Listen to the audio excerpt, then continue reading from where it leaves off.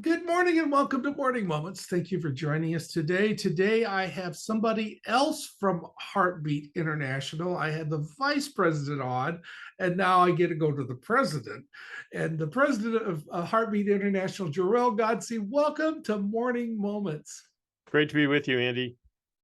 It's good to be with you. Had such a great interview with Cindy Boston, and if you haven't seen that interview, please go to YouTube or the other platforms and watch it.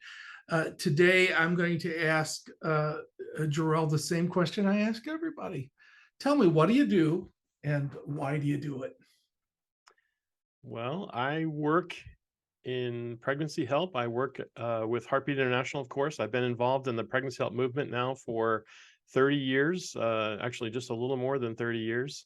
Been doing everything from volunteering locally to running pregnancy centers to being on boards. And then now I get to travel nationally, internationally, spreading the good word about pregnancy help, which is a subset of the pro-life movement. It's a joy and a privilege, not just to be a part of the work as a whole, but to get to work with the people that I do, including Cindy and the team here at Heartbeat, but the many number of affiliates that we serve, the various people that are involved. We have over 3,000 affiliated locations. About a third of those are outside of the U.S.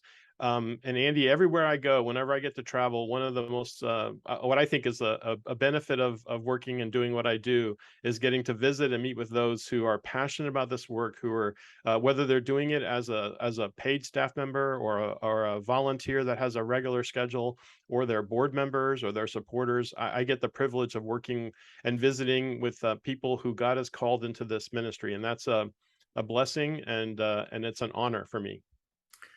So, why this ministry, or why do you do anything that you do? Well, so thinking about this question, because I know that these are your questions. Like, this is it's like not hard to figure out what Andy's going to ask, because he pretty much asks the same everything. And I was like, oh man, there's a couple different ways that this could go, but I think it's important for me to kind of go back and just my own personal journey, because as a young man, I walked in the other side of this equation. I was carefree and was involved with my girlfriend in such a way that we found ourselves unexpectedly pregnant. And unfortunately, my wisdom in the matter for her was non-existent. In fact, I was encouraging her to abort the child that we had created.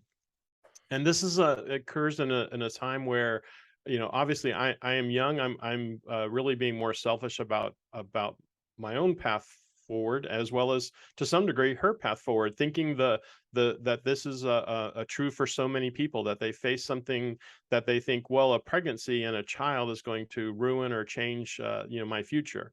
And that's certainly exactly where I was at, and that's the path that we walked, and I encouraged it. Not only did I encourage it, I facilitated it. So it's something that I will always walk with and bear as where I really failed, I think, in the biblical perspective of that God has called men to, is to provide and protect, right? Those that He's brought. Her first, right? I should have been able to provide something better for her in counsel and wisdom, and then protect her and her future from what ultimately is a painful thing that occurs. Abortion is forever, and so I encouraged it, I facilitated it, and I will forever walk with that.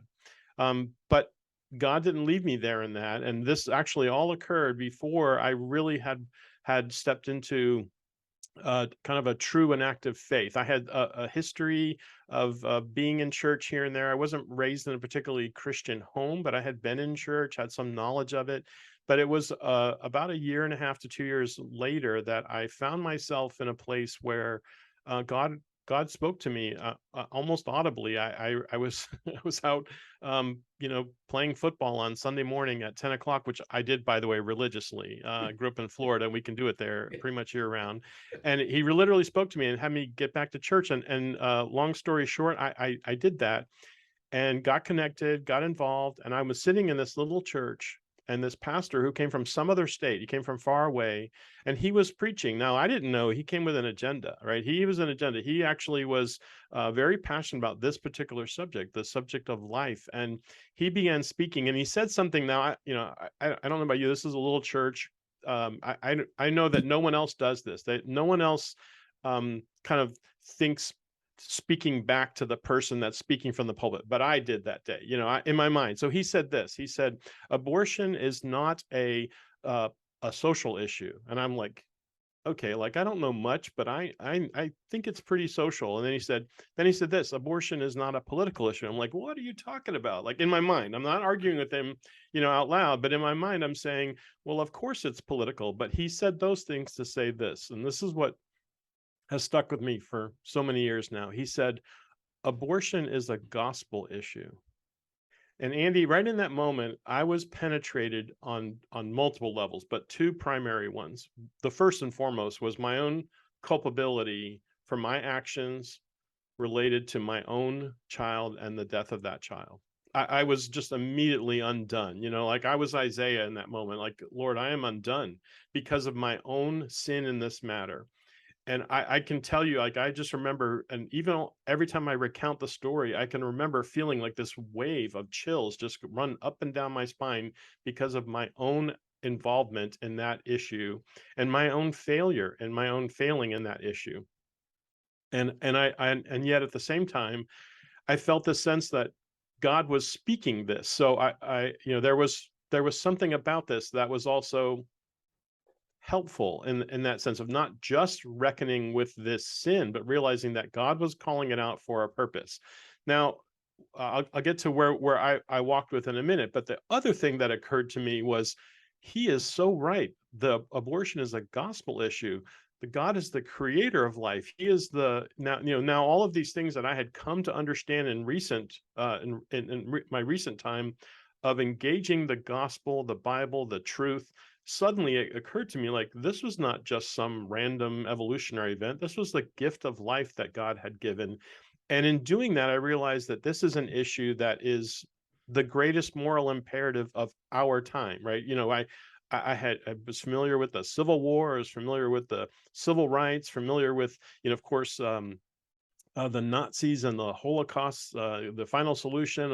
Those are huge moral imperatives of their day, and it occurred to me that this issue in the land, and particularly our country, as well as many other countries, was the moral imperative of our time. And then I was convicted to do something, and so I literally, and this is where that pastor, he showed up. Like I said, he was prepared. He had a trunk full of signs, and we literally, our little congregation left that church that morning and went and picketed an abortion doctor nearby. And then the next thing I know, I'm getting arrested in something called Operation Rescue. I go to jail. And when I go to jail, I hear about this thing literally in jail. I go to jail and like, hey, there's this another pastor came up and spoke to our small group. And they said, hey, there's this thing called a crisis pregnancy center opening up in your area. You ought to check them out. And as God would have it, I was the one who was sent by our little pastoral team to go and figure out what that was. And so, well, here I am 30 plus years later. God has used it. And the other thing that he did for me personally, Andy, was that he walked me through a point of healing. One of the things one of the reasons oftentimes abortion occurs is an effort to save and to preserve a relationship. And I can honestly tell you that was part of my decision making, not only my selfishness, but the desire to continue that relationship. And like so many others, I think that it's 84 to 85% or more that eventually will break up after an abortion decision is made like that. And that certainly did happen for me. But through that, God revealed to me that abortion is not a sin that's greater than his grace. Yeah. And that's the path that he walked me through personally, that I came to understand and embrace that it's not something I could ever undo or forget. But that his grace and his goodness is greater. And he has now allowed me the privilege of being a part of this great movement to champion life and champion life everlasting since that moment. And so I will often tell people that I am a imperfect messenger on this subject. And that's okay, because God has opened up for me opportunities. He has given me grace in this matter, and he has walked with me and worked with me despite my failings from the past. And I'm grateful, there, but by the grace of God go I. While you were talking about your experience, I was prompted and thought about Saul on the road to Damascus. Here he was doing what he thought was the right thing to do, Mhm. bringing death to Christians. And he had a experience with Christ. And often it's called the Damascus experience. Mhm. But there are some people right now listening to this and thinking, well, you don't know what I've done. You don't know what I participated in, even in my youth. And that's not something that could be forgiven. But when you bring Christ beside you, like Saul did, there's a there is a potential for a complete change. His name was changed to Paul. We all know the Mhm. Apostle Paul from the letters in the New Testament. Mhm. But that all came when he allowed Christ to walk beside him and take him in an experience from death to life. Mhm. And Yes, Jesus came to give us life and give it to us more abundantly. that's right. So some of you that are listening to this and you think, I don't like to listen to these things because of maybe my past experience, male or female, God has got to love. He says, I want to walk beside you, just like I did Saul. And I want to change you from a Saul to a Paul.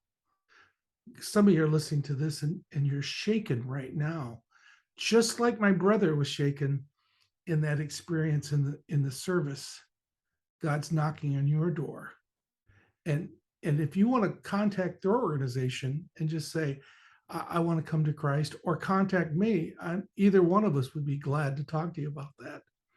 And maybe God's knocking on your door right now. Uh, Thank you so much for coming to Morning Moments. My pleasure, Andy. Thank you for having me. Grateful for all that you're doing. And please pass this message on. There's some of you that say, I know somebody that needs to hear this message of love, hope, and restoration. And there are also some folks that need to be involved. More so now than ever before, we need Mhm. to support those who are making life and death decisions about their pregnancy. And we need to be able to support them financially, spiritually, and with hope.